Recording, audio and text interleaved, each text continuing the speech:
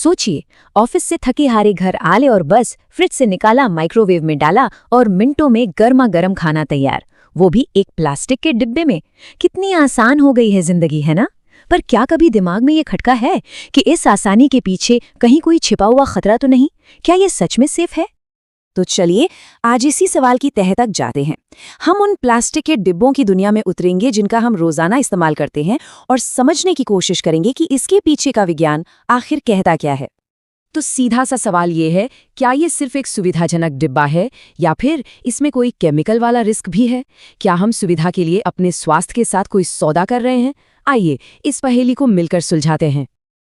अब जरा इस नंबर पर गौर कीजिए। US centre for disease control यानी सीडीसी के मुताबिक अमेरिका में लगभग 93% लोगों के शरीर में बीपीए नाम का केमिकल पाया जाता है और ये केमिकल प्लास्टिक बनाने में खूब इस्तेमाल होता है। मतलब ये हमारी जिंदगी में कितना घुस चुका है, इसका अंदाजा लगाना भी मुश्किल है। अच्छा, इस पूरी बहस को समझने से पहले चलिए जासूस बनकर उन मेन विलन से मिलते हैं, मतलब उन केमिकल से जो हमारे खाने के डिब्बों में छिपे हो सकते हैं। पहला शब्द है लीचिंग। अब ये क्या बला है? इसे ऐसे समझिए जैसे गर्म पानी में चाय पत्ती अपना रंग और स्वाद छोड़ देती है ना? बिल्कुल वैसे ही जब प्लास्टिक के डिब्बे में खाना रखा जाता है या और भी खतरनाक गर्म किया जाता है तो प्लास्टिक के कुछ छोटे छोटे केमिकल निकलकर हमारे खाने में घुल जाते हैं।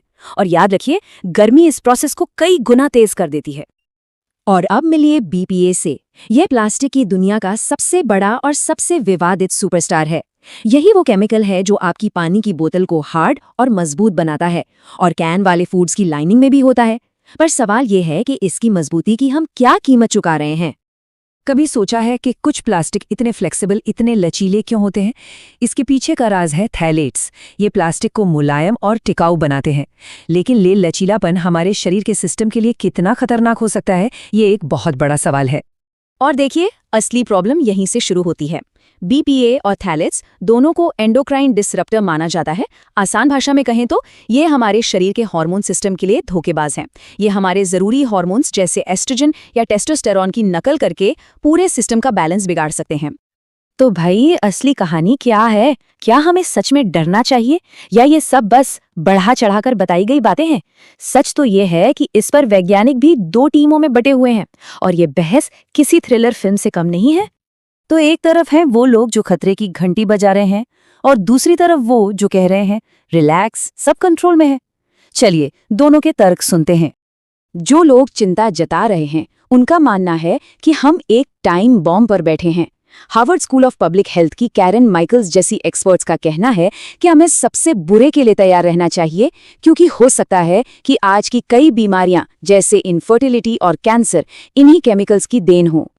कई स्टडीज ने इन केमिकल्स को बहुत से गंभीर समस्याओं से जोड़ा है।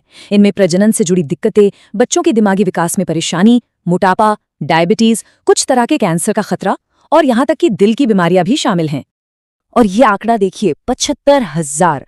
एक स्टडी के मुताबिक अगर कोई दिन में 3 बार पेपर कप में गर्म चाय या कॉफी पीता है तो वो लगभग 75,000 माइक्रोप्लास्टिक के कण निगल सकता है, क्योंकि उन कप्स में भी अंदर प्लास्टिक की एक पतली परत होती है। चौंकाने वाला है ना? लेकिन रुकिए, कहानी का दूसरा पहलू भी सुनना जरूरी है। कैंसर रिसर्च यूके जैसी बड़ी संस्थाओं का कहना है कि घबराने की कोई बात नहीं है। उनका तर्क है कि इन केमिकल्स की जो थोड़ी बहुत मात्रा हमारे खाने में आती है वो इतनी कम है कि हमारा शरीर उसे आराम से हैंडल कर लेता है। और उनका एक और बड़ा तर्क ये है कि ज्यादातर डरावनी स्टडीज जानवरों पर या लैब में की गई हैं। असल जिंदगी में हमारा सामना इन केमिकल्स से बहुत अलग और बहुत कम मात्रा में होता है। उनका कहना है कि इंसानों पर अभी तक कोई ऐसी पक्की रिसर्च नहीं है जो सीधे सीधे प्लास्टिक के डिब्बे और कैंसर जैसी बीमारी को जोड़ सके। तो अब सवाल ये उठता है कि जब एक्सपर्ट्स ही एकमत नहीं हैं तो एक आम इंसान क्या करे? खैर, अच्छी खबर ये है कि हमें किसी का इंतजार करने की जरूरत नहीं है। हम अपनी रसोई में ही कुछ छोटे छोटे स्मार्ट बदलाव करके इन जोखिमों को काफी हद तक कम कर सकते हैं। तो ये रहे कुछ आसान से टिप्स। सबसे बड़ा और सुनहरा नियम याद रखिए, प्लास्टिक और गर्मी इन दोनों को कभी दोस्त मत बनने दीजिए। गर्म चीजों के लिए हमेशा कांच या स्टील का इस्तेमाल करें और हाँ, बच्चों की बोतलों को लेकर तो खास तौर पर सावधान रहें। अगली बार जब कोई प्लास्टिक का डिब्बा उठाएं तो उसे पलटकर उसके नीचे बने ट्रायंगल में लिखा नंबर जरूर देखें। ये एक सीक्रेट कोड जैसा है। कोड नंबर 3, 6 और 7 वाले प्लास्टिक से बचना सबसे अच्छा है, खासकर जब बात खाने पीने की चीजों की हो। अगर सुरक्षित ऑप्शन की बात करें तो कांच और स्टेनलेस स्टील आपके सबसे अच्छे दोस्त हैं। और अगर प्लास्टिक इस्तेमाल करना ही है तो वो चुनें जिन पर कोड नंबर 2, 4 या 5 लिखा हो। इन्हें आमतौर पर खाने के लिए सुरक्षित माना जाता है। देखिए, हमारी रसोई में किए गए बदलाव बहुत जरूरी हैं, लेकिन ये कहानी सिर्फ यहीं खत्म नहीं होती। ये एक बहुत बड़ी ग्लोबल तस्वीर का हिस्सा है, जिसके लिए बड़े लेवल पर समाधान की जरूरत है। अच्छी बात यह है कि दुनिया भर की सरकारें और भारत की FSSAI जैसी संस्थाएं इस पर काम कर रही हैं। वे नियम बना रही हैं कि खाने में कितना केमिकल्स जा सकता है। कुछ जगहों पर तो बेबी बॉटल्स जैसी चीजों से इन खतरनाक केमिकल्स को बैन भी कर दिया गया है। और अब धीरे धीरे ये बातचीत सिर्फ हमारी आपकी पसंद से हटकर उन बड़ी बड़ी कंपनियों की जिम्मेदारी पर भी आ रही है जो ये सब बनाती हैं। एक रिसर्च के मुताबिक दुनिया का लगभग आधा सिंगल यूज प्लास्टिक पोल्यूशन सिर्फ 60 कंपनियों की वजह से है। तो आखिर में ये सवाल हमारे सामने खड़ा होता है, क्या सिर्फ हमारी अपनी सावधानी ही काफ़ी है, या फिर असली समाधान इंडस्ट्री के नए इनोवेशन और सरकारों के सख्त नियमों में छिपा हो? ये एक ऐसा सवाल है जो हमें सोचने पर मजबूर करता है कि हम अपने और आने वाली पीढ़ियों के लिए कैसी दुनिया बनाना चाहते हैं।